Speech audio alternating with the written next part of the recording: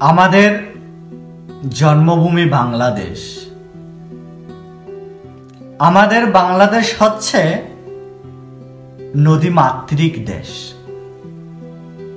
নদীমাতৃক দেশটিতে প্রায় ছোট বড় হাজার খানেক নদী রয়েছে।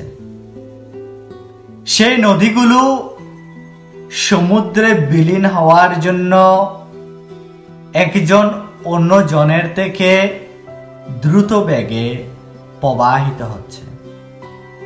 তাদের মধ্যে এমন কিছু নদী রয়েছে যারা অহংকারের বশে কুল কিনারা ভেঙে নিয়ে যাচ্ছে।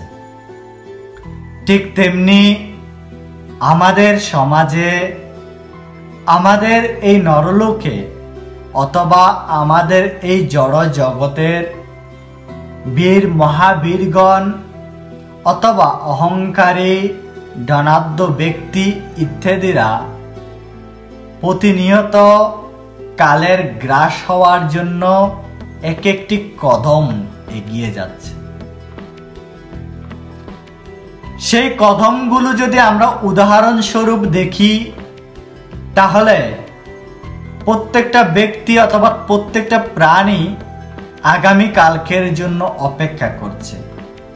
এই আগামী কালে হচ্ছে কালের গহ্বর।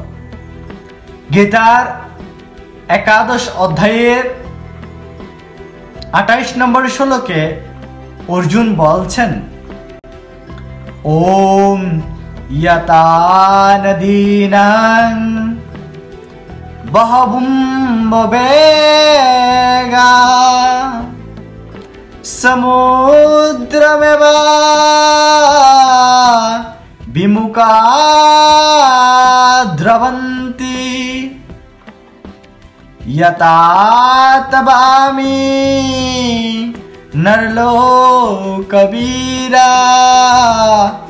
বিশন্তি বক্ত্রন্য বিবিজ্বলন্তি। অর্জুন বলছেন, হ্যাঁ সনাতনী সমাজ, নদী যেমন সমুদ্রের অভিমুখে প্রবাহিত হয়ে দ্রুত গতিতে সমুদ্রে বিলীন হয়ে যায়, ঠিক তেমনি নরলোকের বীরগণ সেই বিশ্বরূপের জ্বলন্ত মুখের গহ্বরে বিলীন হয়ে যাচ্ছে। তারা একটাই সন্দেশ দিচ্ছে, কারোই নিস্তার নেই।